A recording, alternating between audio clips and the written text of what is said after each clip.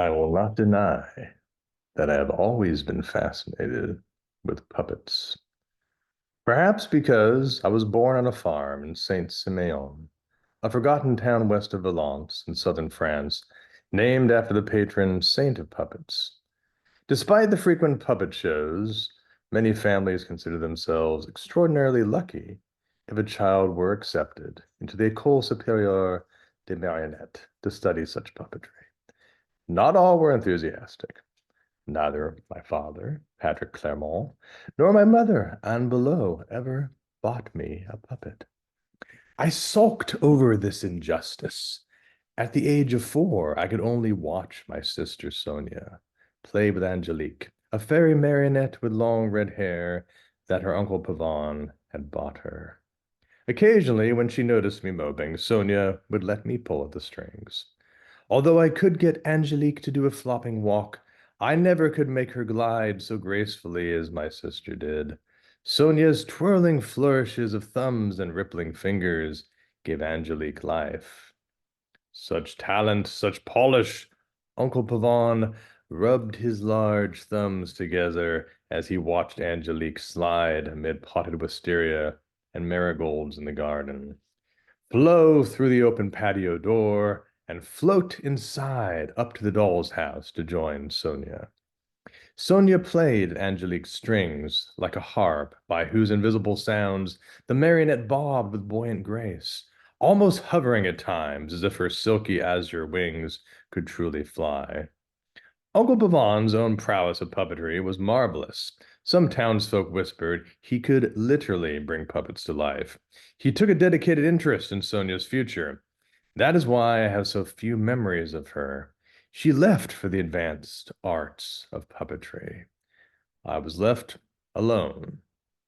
I longed to play with Sonia as we had on brighter days of jumping on piles of bronzing autumn leaves, or racing through lavender fields with the spring winds, chasing harvest mice and swallowtail butterflies dipping amid the yellow cowslips. We'd jump and then crouch down between stalks of shuddering wheat or corn. When I brooded and stroked Sebastian, our silky-furred black cat, who had also been the playmate of Sonia, I decided that if I showed myself particularly adept at puppets like my sister, then I would be reunited with her. Despite father's refusal to buy me a marionette, though I bawled for one during walks down cobblestone streets in the marketplace of Saint-Simeon, Uncle Pavan, who was half Italian, brought back from a summer trip to Italy one of its most famous puppets, Giangua. Uncle Pavan's passion for puppetry extended to his purse strings. He spent much wealth to sponsor his children to master the art of rods and strings.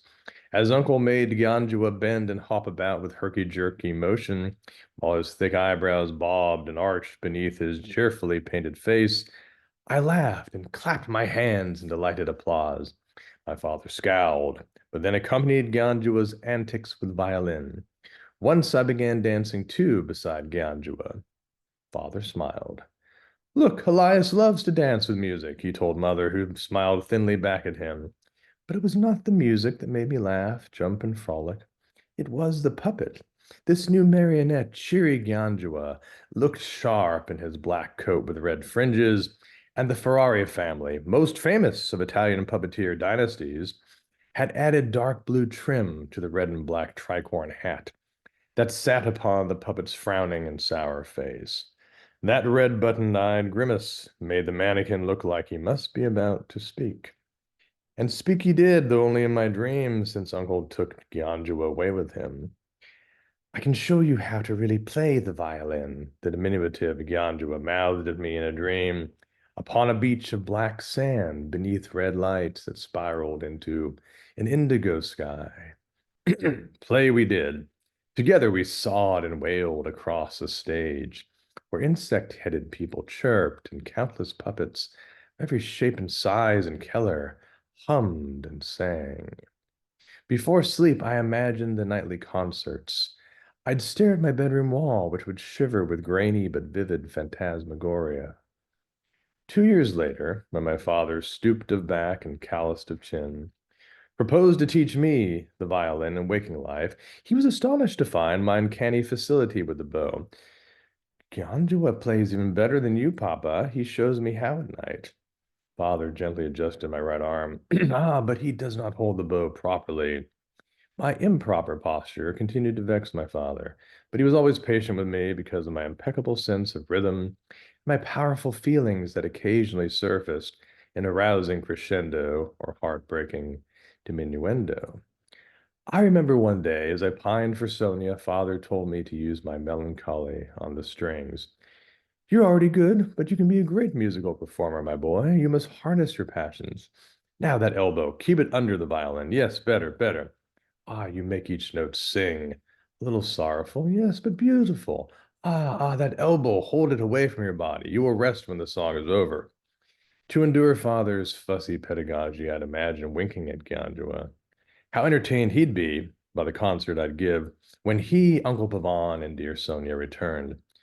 It's as though the boy feels the strings right up his bones into his ribs and heart, father told mother, who didn't look over at our practice sessions while she sewed up a ripped cravat for one of her few clients.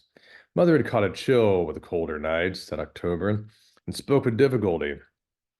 Due to a sore throat, she set down the repaired cravat, pressed her dry, thin lips together, and croaked, let the boy be what he is, no more, no less.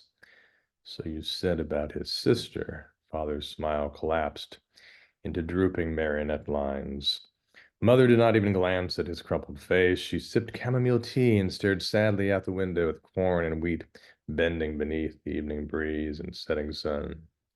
We had not seen Sonia in 6 months. Father explained this was no mystery, but the unfortunate result of her prodigy.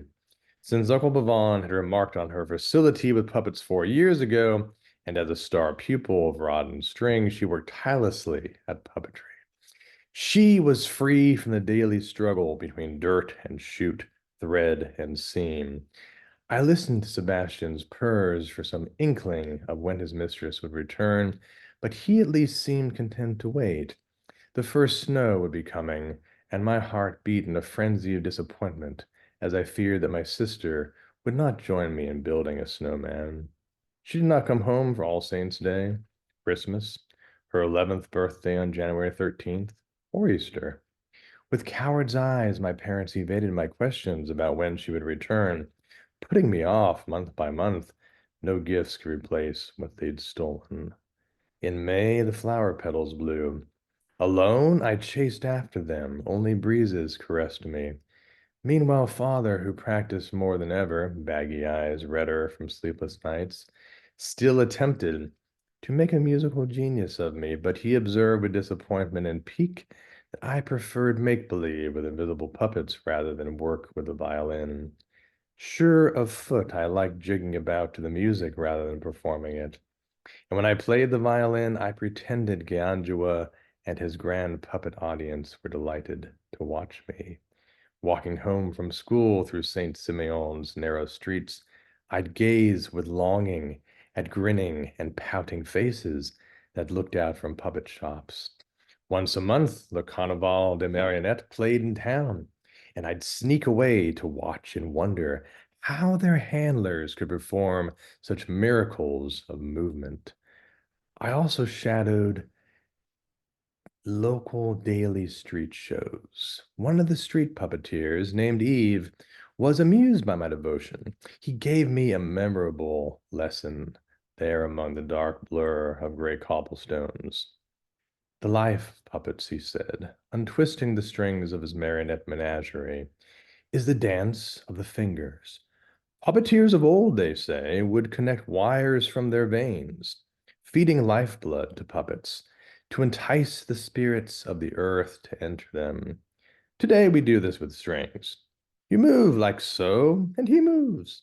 A thing is dead until it moves. You bring it life. I listened to his macabre words and wondered if he meant to scare me with this tale of bloodthirsty puppeteers. I was far from afraid. In fact, I longed to enter into that secret communion with puppets, like those marvels of the legendary past. Eve twitched his knuckles. The horse marionette rose and clip-clopped across the road. After a half-hour of imitating Eve, I began to get the trick of it. Eve clicked his tongue. You could be something one day. You must keep at it.